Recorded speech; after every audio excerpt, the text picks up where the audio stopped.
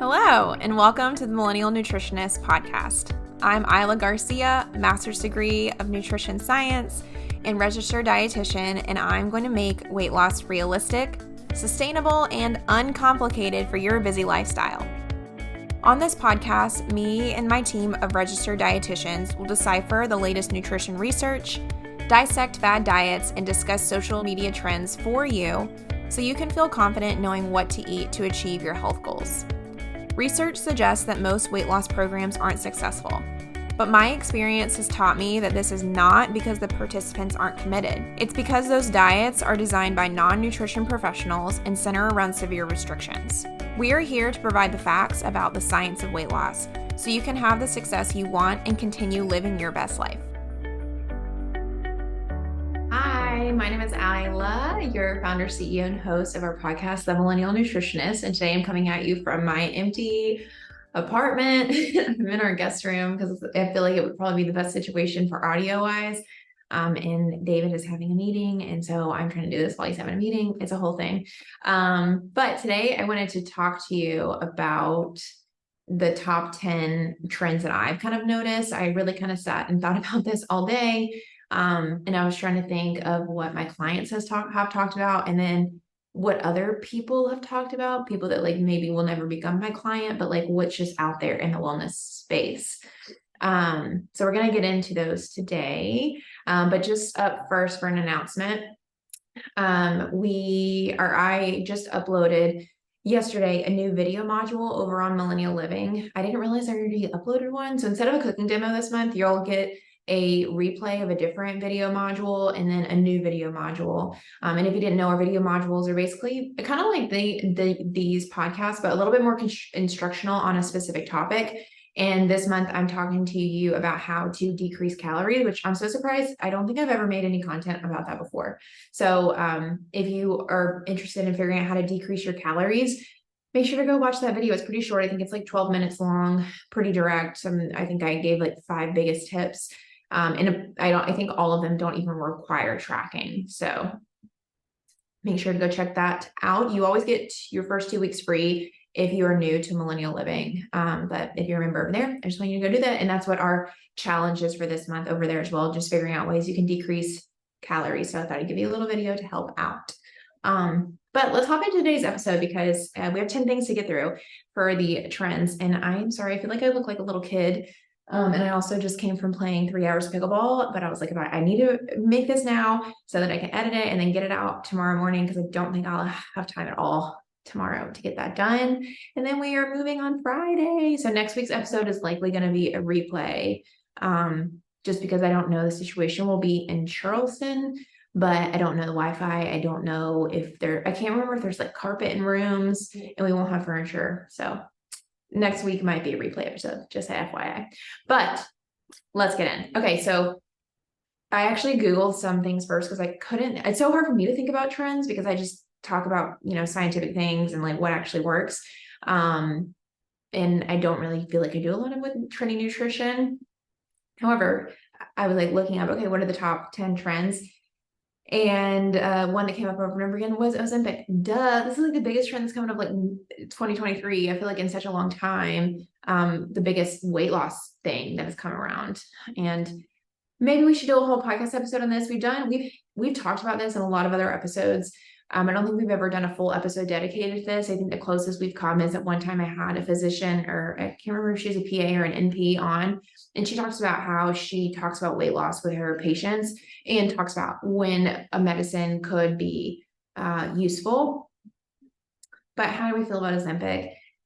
I don't know. I understand that it is another tool. I think it's hard for me to 100% like be ecstatic about it because I'm trained in behavior management, behavior change, and slow weight loss. And as a dietitian, that's just kind of my field. However, doctors and people who prescribe medications aren't taught that. So they're very pro their thing and I'm very pro my thing.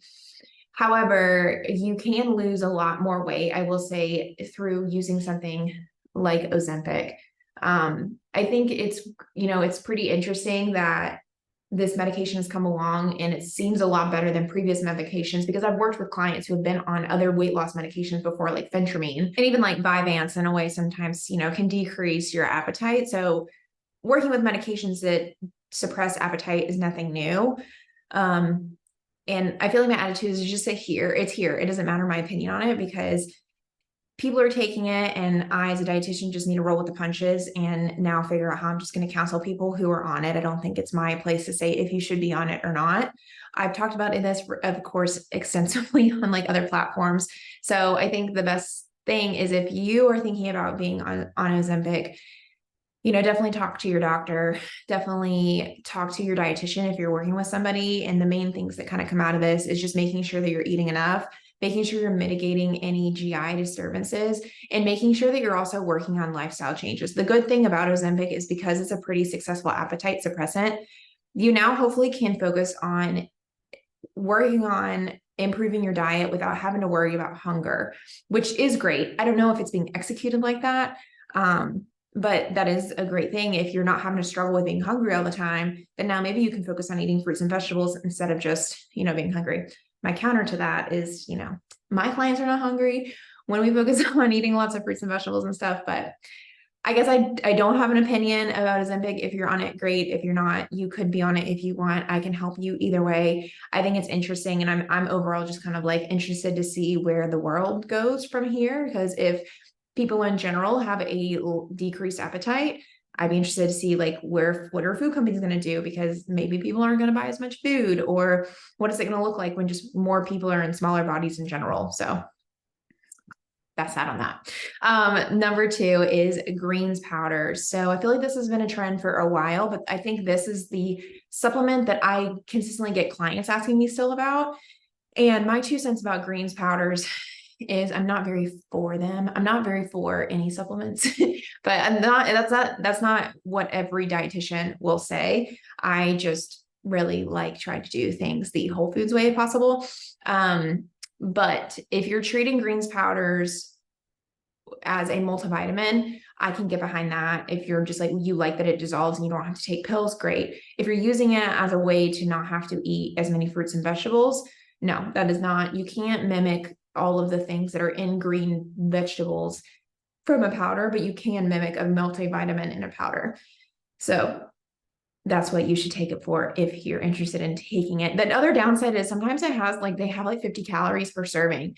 And so if clients are struggling with decreasing their calories, that's one thing I'll say, hey, it's not necessary. You could just switch to a vitamin that you swallow, and you could get away with having a cup of spinach that's probably going to have way more vitamins and minerals in a green than the powder will anyway. The third trend that I've seen is walking pads. I think this is the same as last year, but this year, I feel like almost everybody that I've worked with has wanted to buy one or maybe has bought one. And I think walking pads are great. It's interesting because I still think we're all adjusting to COVID. And I hate to be the one to say that, because I hate when people tell me that, but I still just see that the implications as far as health and weight loss. And a big one, I think, is steps. When we work at home, it is a way bigger effort to try to get steps in. And I think it could be easy to say well, my commute, used to be 20, 30 minutes. Now I can spend that doing more things, but I feel like all that's happened is now we just work more. So we have to be very intentional, and that can be very hard when you're relying on walking outside or going to the gym. And so it seems like a really good backup plan is having the walking pad. And I swear this skyrockets a lot of my clients' steps if you can get your hands on one. I think they're fairly inexpensive for what they are. And you could easily just be on TikTok. You could listen to a podcast. You could watch something and get a lot of steps in. And the more steps you get, the more calories you burn. And that's what helps you to be able to decrease your weight overall. My 4th trend review is pickleball. So I don't know if this is I feel like I've seen it pop up everywhere. I don't know if this is the same for everybody. Maybe it's just because obviously I'm obsessed. But I feel like I totally need to do a whole pickleball podcast episode so I can just put all my thoughts over there. But I think pickleball is great. I'm going to really recommend a lot more of my clients to do it in the quick and dirty of why I think pickleball is great is because I think especially if you're somebody like me who was an very competitive athlete, no matter what you did, I never did a hand-eye, any sort of sport. I was a runner or soccer player, but you can transfer a lot of skills from other sports over to pickleball. It itches that competitive nature that I miss so much about playing sports. And it's so easy to pick up. Like, it's not like a lot of other sports where you have to have a whole bunch of people. Like, playing pickup soccer is so intimidating because you have to have a whole bunch of people. You only have to have 2 people, really. Doubles is way better than singles for pickleball. And just the community around it as well. I don't know how to describe it because I didn't know what it was like. I played pickleball for like a whole year before I started figuring out there were these groups that played pickleball in my area. And then as I've gone to different cities and played pickleball, it's the same across basically the whole US. So typically a city will have some sort of like pickleball community, whether on like Meetup or GroupMe or even just around a facility, and the same people play like pretty much every single day. You can mix up with different levels of play and it's still really, really fun. And hours go by when I get in so much cardio. And if you've been following me along for a long time, you know that I hate cardio and I always struggled. I was a huge walker and now I don't even walk anymore because I play so much pickleball during the day. And I think it's great. It's something you can do wherever you travel, especially as something you can do with a partner. If you have a partner who is also competitive or athletic of any kind, it can be great. Or you don't even have to be athletic. I think it's funny that I feel like we stole this sport from people who were a lot older, like 70 plus, but I still get beat by a lot of 70 plus year olds. So if you're not athletic, I think you would love it. If you are athletic, I think you would love it. You can play it indoor, you can play it outdoor. Like, there's literally no excuse of why you couldn't play. Just go get a racket and you can play, and it'll help you to burn calories and get your cardio in a really fun way. Do you feel like you're tired of trying every new diet out there whenever you're ready to lose weight, but you never really find long-term success because it's either too restrictive or just not conducive to your lifestyle? Well, then let me tell you about our 3-month lifestyle reset program. This is an individualized weight loss approach where you'll be going through our proven 6-step method and you'll be led by a registered dietitian. By becoming a client of the program, you'll be able to learn how to control your weight, increase your energy and confidence, and also improve your overall well-being. Not to be dramatic, but a lot of clients tell us that they actually change their lives by going through the program and finally find a sustainable weight loss solution when they actually haven't found that with any other program. If you are interested in becoming a client, sign up for a discovery call on our website, themillennialnutritionist.com, with me, Isla Garcia, and I'll help match you with one of our registered dietitian coaches based off of your challenges and their nutrition expertise. If you're ready to find a sustainable weight loss solution in a non-judgmental and encouraging environment, I hope you'll connect with us soon.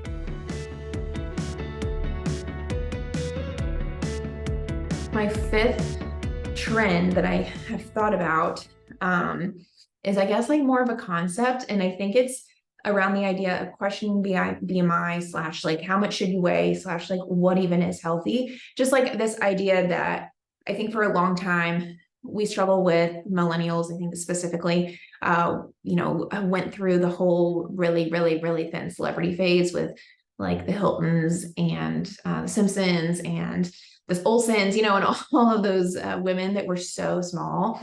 And now, like, I think a couple of years ago, we came into the body acceptance movement where, everybody was thinking that it was good to be, well, we didn't really need to have a goal for weight, and we can be healthy, whatever, right? But I think now a lot of people are understanding they need to be somewhere in the middle. Like, we don't need to be super, super thin, but also as millennials, we're getting to the point where we have cholesterol, we might have hypertension, we might have prediabetes, we're really out of breath, we're low energy. And so being at a higher weight isn't healthy for us either. So what is that though? Because it cannot be like the weight that I'm at makes me obese and that's unhealthy, right? But then what do I aim for if I am trying to lose weight? I actually go through all this in a recent podcast episode, so I'll link it and encourage you to check that out. But just the quick and dirty again, is that thank goodness from the weight loss community, at least in the dietitian world, we're starting to maybe do something of like needing to pick 2 different identifiers for weight, whether it's weight and waist circumference or weight and your like body fat percentage, or weight and like cardiorespiratory activity rate or whatever. So we understand that weight still can dictate your, the stress that you put on your heart and the stress you put on your bones, just because a heavier person, their organs have to work harder to support all that body weight, no matter if it's muscle or fat. But we do know that there are some nuances as far as it's okay. We maybe don't always have to be in the healthy BMI range to be healthy. So I would encourage you to go check out that podcast episode, but I think it's great. And I think these are conversations that we still need to have in 2024, and definitely push back, I think, against your providers and find somebody who is going to think about things in a more complex way like that. Number 6 is a sober, curious lifestyle. So again, I was trying to think of just things that clients have told me, or I feel like commonly come up over the past year. And I think as a generation, it seems like we are moving more into maybe wondering what it's like to not drink at all, or even just drink less. I've had multiple clients say that they've stopped drinking, and then now they want to see if they can lose weight while working with me. And I think, again, this is great. I think this is a trend that for sure should continue into 2024.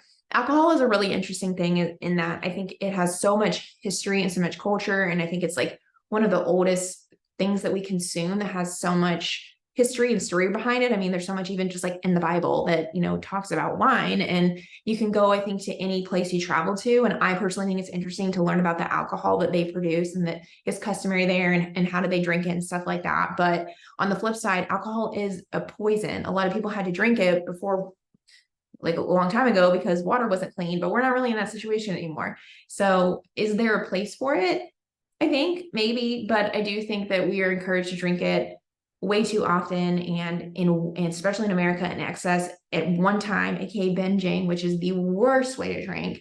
And I think it's great that we're having to think about our relationship with alcohol, and is it something that we feel like we have control over? How do we feel when we take a break? Are we able to take a break? Do we feel the pressure to drink when we're around other people?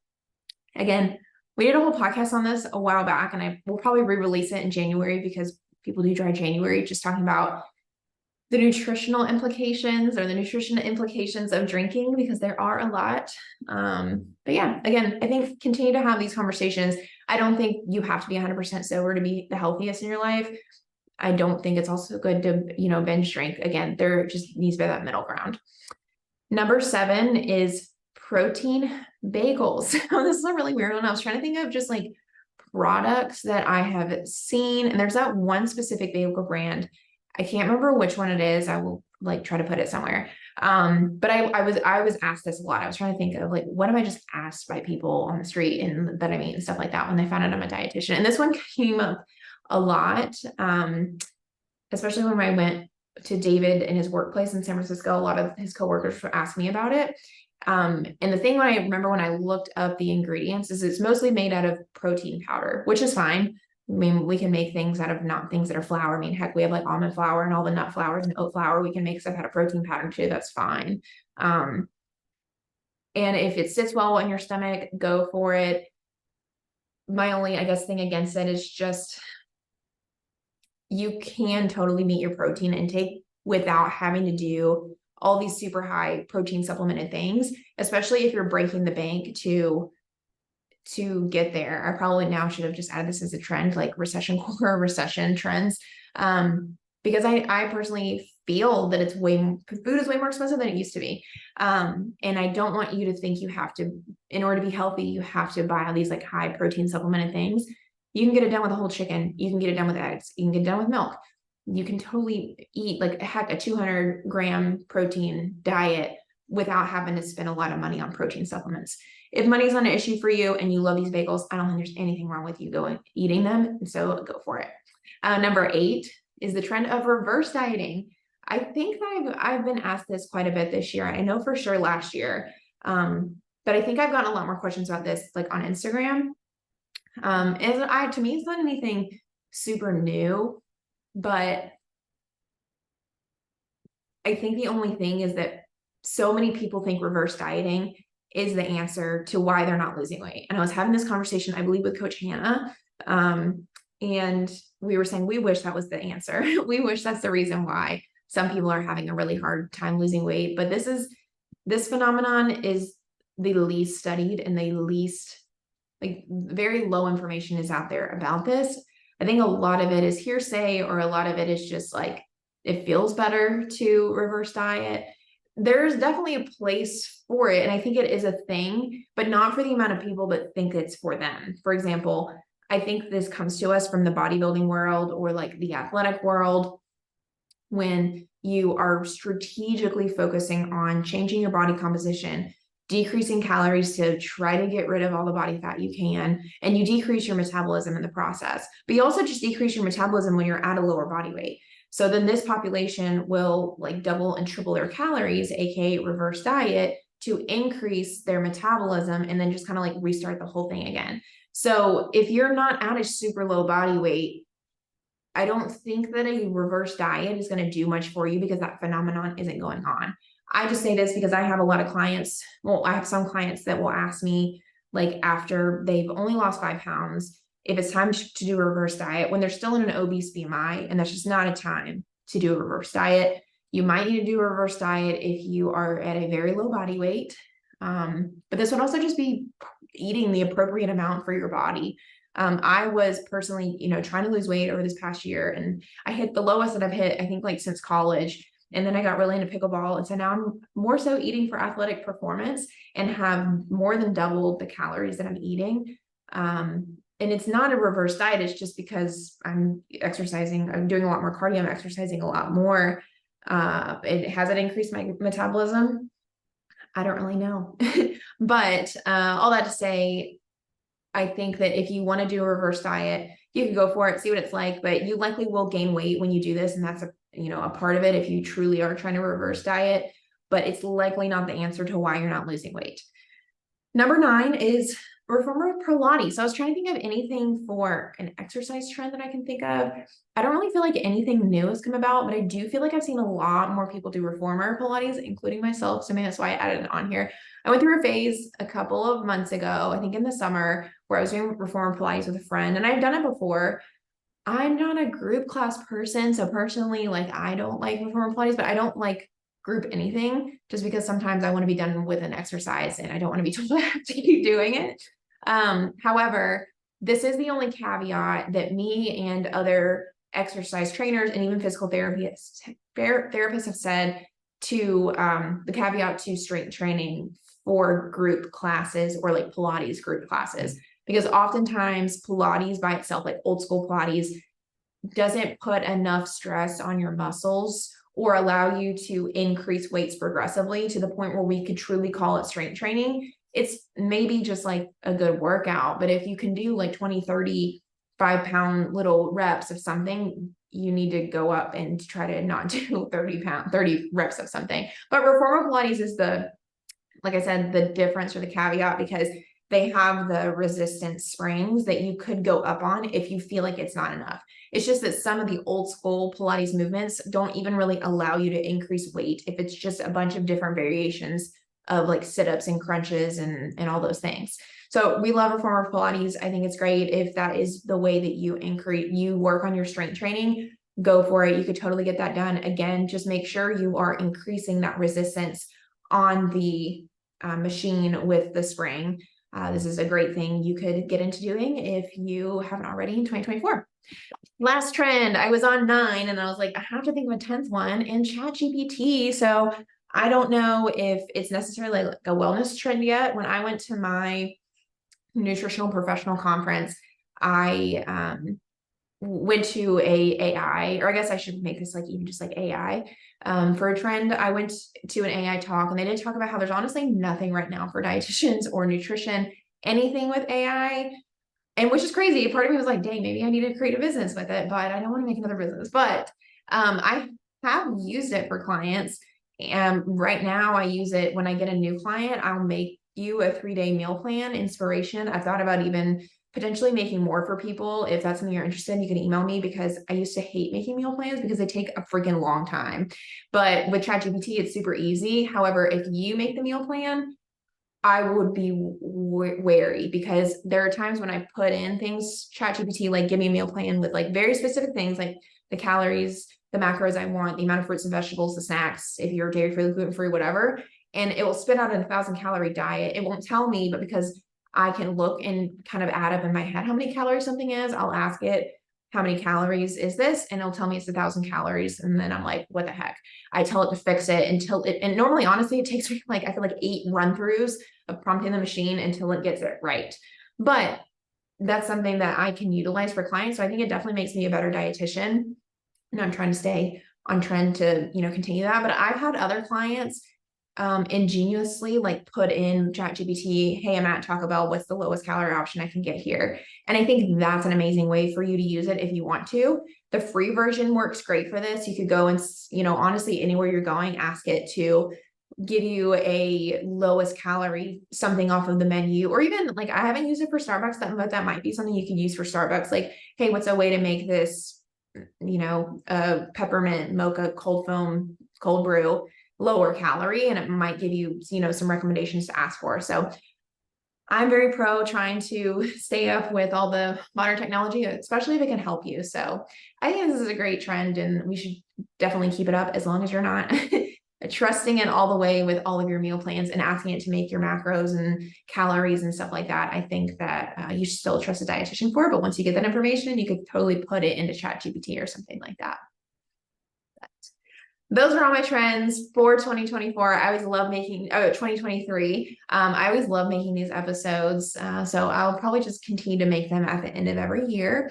But if you're watching this on YouTube, please make sure to like and subscribe. If you're listening to us on Spotify or Apple, please make sure to rate us, because it really helps us boost our visibility, because weight loss is such a popular space for people to be in. Take care, guys. Bye.